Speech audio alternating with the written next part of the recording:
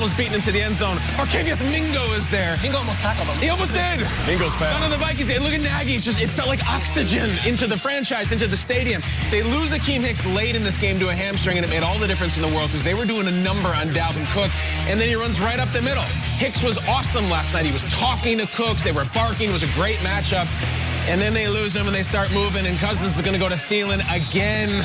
That's another touchdown. We have so many shots of Buster Skrine getting beat on plays. He's always there. He just doesn't make the play. 19-13 now late. Less than a minute. Nick Foles, you have a statue. Do you have a miracle in you? No. Even worse, he gets dragged down on this play by Afadi Adenabo, and watch what happens. He stays down. It doesn't look terribly violent, but it doesn't have to be depending on what part of your body lands. You see Foles wears the flak jacket. We're going to have updates on this all day and all week, but he leaves. There's Trubisky, who hurt his shoulder on a Wildcat play weeks ago. Foles is carted off, and in some ways, maybe so are the Bears. They go into the bye having lost another. The offense was not there, but you know what? Skol Vikes. Vikes win again to get to 4-5 on the road. Kirk Cousins' first ever Monday Night Football win goes to 1-9, but he gets the win. 19-13 Vikings. All right, let's bring in Mike Garafolo, our NFL Network insider of the morning. Mike, welcome to the show. Thanks for being here. We saw Nick Foles go down on that final drive. Great highlight by Kyle there. What is the latest on Foles?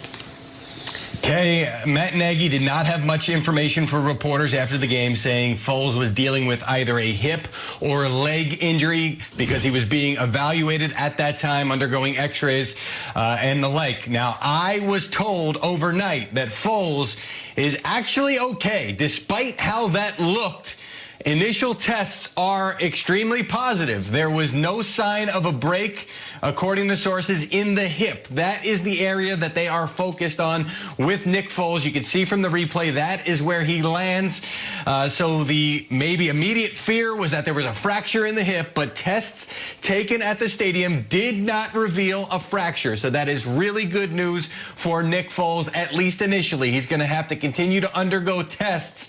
But as the Bears left the stadium last night, and again, heading into a bye, they thought to themselves, well, maybe we're going to have Nick Foles available for us after the bye. Now, the thought is also that they might have Mitchell Trubisky available to them after the bye as well, as he's working his way back from a shoulder injury that he suffered a couple of weeks ago. They've been reluctant to even entertain the thought of putting Trubisky back in.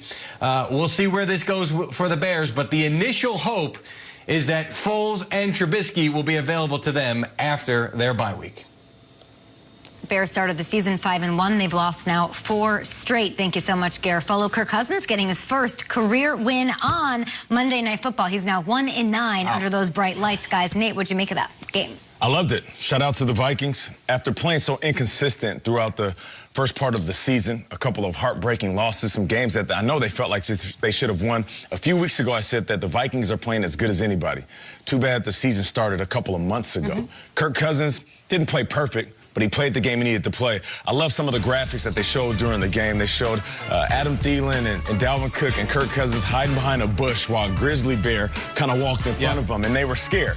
And I thought that was cute, but it's fitting, though, because they didn't have big games. But in this one, they did. Kirk Cousins made the plays he needed to play. More importantly, down the stretch. I remember one play specifically towards the end of the game. They're trying to close it out, run the clock down. He delivers a ball to Kyle Rudolph. Kyle hits up the sideline, and then he just starts flexing and screaming. Stays in bounds. Yep, stays in bounds, and he's high-fiving his buddies. And, and the camera was on him for about a minute, it felt like. And I know what that's like. People may think, who cares that Kirk Cousins doesn't win on prime time?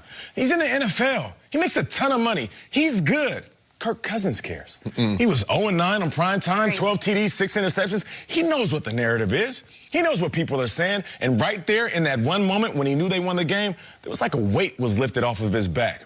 I don't know, man. It seems like right now, if the Vikings are mathematically in it, after starting this win streak, beating the Green Bay Packers, I'm not going to count them out. Yeah, and they almost beat the Packers earlier in the season. First game. They've given a lot of teams a game. So, yes, it started a little late, 1-5, but it's not too late. And more importantly, it wasn't just Dalvin Cook yesterday. Like, there was a balance to this offense. You saw Adam Thielen. And yesterday, as we're talking about Stephon Diggs being the top receiver in the league, receiving yards, Justin Jefferson's really good. And you talk about rookie wide receivers making an impact. This class of Judy and Lamb and Ruggs, Justin Jefferson's right up there, if not the best in all of them. 8 for 135 yesterday. Continues to have this incredible season. Almost under the radar because people wrote this team off. But overall, I look at this guy, 42 catches on 54 targets. Already 770 yards, and last night Cousins was going to him as a number 1. It's very rare you trade a player like Stephon Diggs and they find a replacement who can just do it like lock. Go on. Yeah, what do you got? They tried this before. You know, history repeats itself. Sure. They traded Randy Moss and drafted Troy Williamson in the first round. We're like, all right, just slide into the Randy Moss role. It never happened. Justin Jefferson, he's not Stephon Diggs. He might not be Stephon Diggs for a couple of years, but he sure is on his way to something. And I thought last night, getting those guys involved, they're a team I don't want to face. I don't know if they're going to make the playoffs. It might be too late. It really might be. It's a loaded NFC West. But I do like the fact that they didn't just let the season go a couple of weeks ago, and now they've got some juice. They do have some juice, and I thought last night they were okay, and they just had to be okay to beat the Bears. I just looked at this game, and I thought the Vikings were all right. I thought that just the Bears were terrible. And if you feel sick, you got to puke. You have to purge. You have to get it out. I need someone to jump in the boat. And I would just think, they got a kick return touchdown to start the second half. Oh, my God, here we go. Got something. Bear down. No. Crazy camera angle. Bears fans, I need you to bite a stick here so you don't swallow your tongue. After the kick return touchdown, this is the Chicago Bears offense. Oh, boy, here we go. 3 and out, punt. 3 and out, punt. 3 and out, punt. 3 and out, punt. Turnover on downs. Turnover on downs. That was the second half after the kick. That was it. The defense outscored the offense again, and this is on a night when you're at home, you're on national television, as you will be in your next game. Yep. You had a new coach calling plays. Your Pro Bowl center was back in the lineup. You got a special teams touchdown. You were playing against one of the 2 or 3 worst passing defenses on the planet. Your own defense created multiple turnovers. Your kicker didn't miss. Your punter was good. And you were playing against the running back. Your defense was heroically shackling and a quarterback who was 0 for his lifetime on Monday Night Football. And in the fourth quarter, when the whole season, the whole world, the whole franchise was on the line, 1.4 yards per play for the Chicago Bears. It is a shame. And I think next weekend, their offense could be just as productive, and they're on a bye. Okay. Oh, you're right. What did the surface do to you? You're right. The surface. At one point in the fourth quarter, they had 14 total yards on offense. It's just not there. It's just dead. It's mind-blowing. What do you want to happen?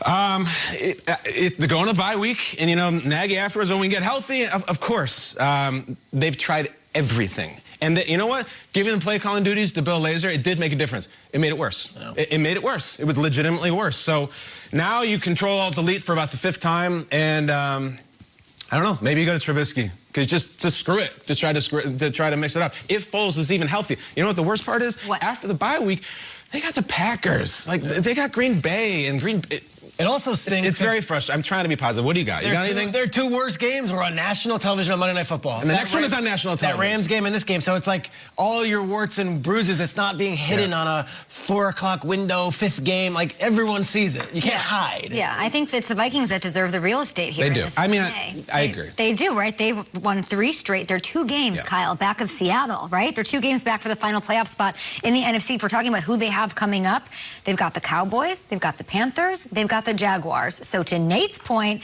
they may have a chance to get themselves a little run here at the second half of the season while those NFC West teams sort of beat each other up for positioning. It's about who gets hot at the right time. Just think about it, how high we were on the Seattle Seahawks. And all of a sudden we're like, wait a minute. I don't know if I'm going to be riding shotgun in that bandwagon. Yeah. And now all of a sudden you have the Minnesota Vikings really feeling themselves. Defensively doing what they need to do. Offensively, name a spot that they're not good. If Kirk Cousins plays good football, Dalvin Cook could be the best running back in football. Justin Jefferson is a beast. Adam Thielen, one of the best route runners in the business. Their biggest enemy is math. That's what Peter was talking about. Exactly. It might just be a boat race where you can't. They just lost too many games. The Lions are 4-5 too. It's not like it's just the Vikings. No doubt. The math is